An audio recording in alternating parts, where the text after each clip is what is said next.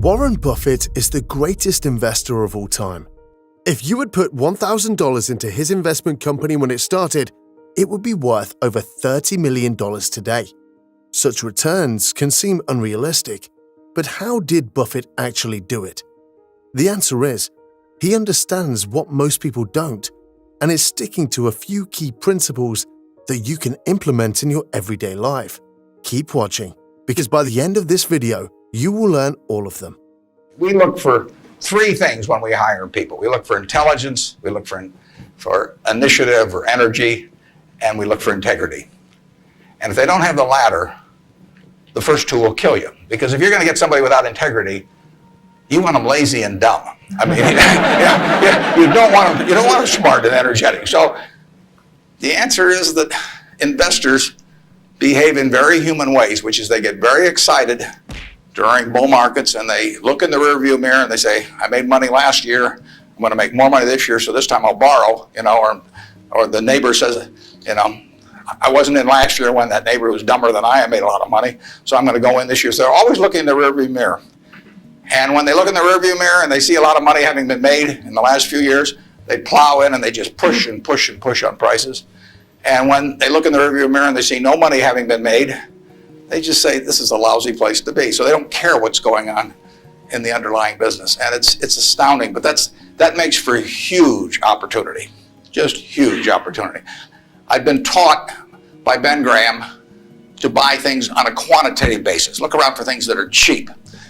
And that I was taught that, we'll say in 1949 or 50, it made a big impression on me. So I went around looking for what I call used cigar butts of stocks.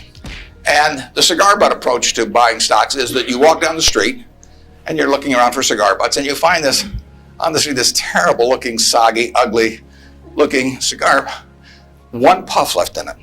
But you pick it up and you get your one puff, disgusting, you throw it away, but it's free.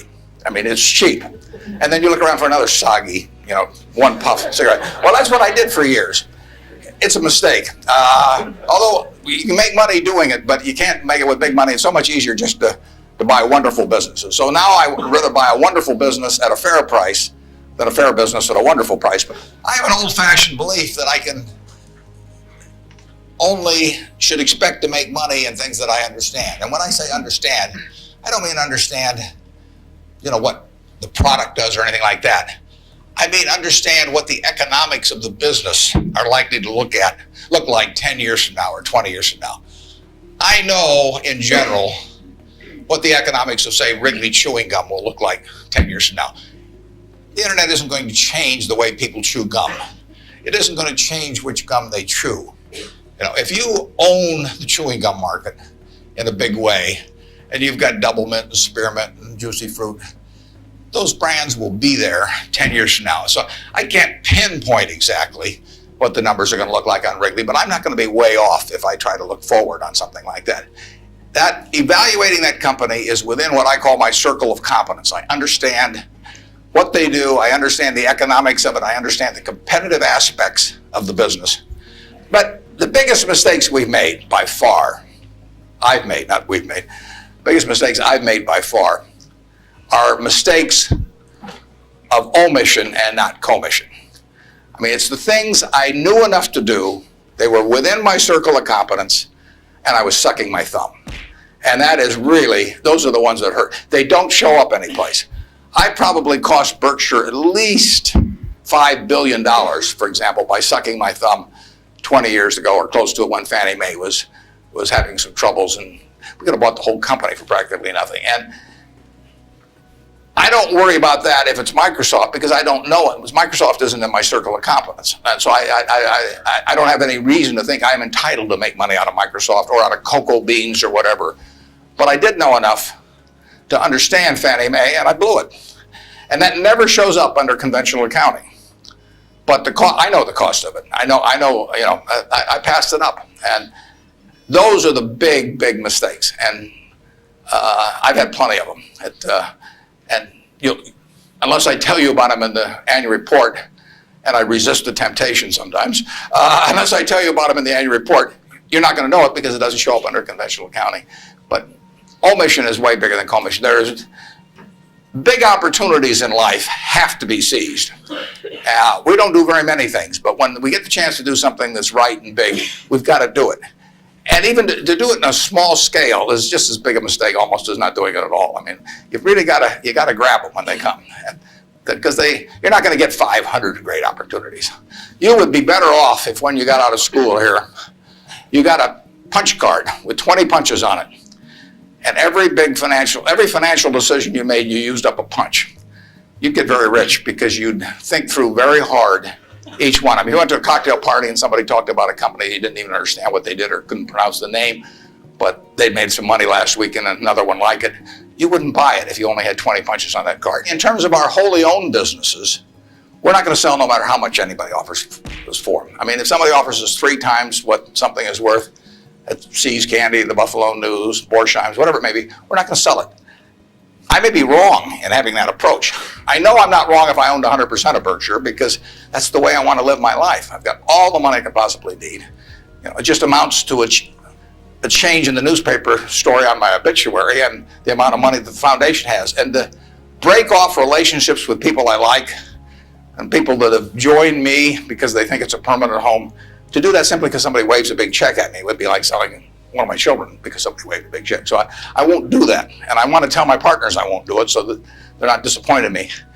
More and more with certain stocks, we've got that approach. Now, if we were chronically short of funds and had all kinds of opportunities coming, we might have a somewhat different approach. But our inclination is not to sell things unless we get really discouraged perhaps with the management, or we think the economic characteristics of the business change in a big way. I mean, and that happens.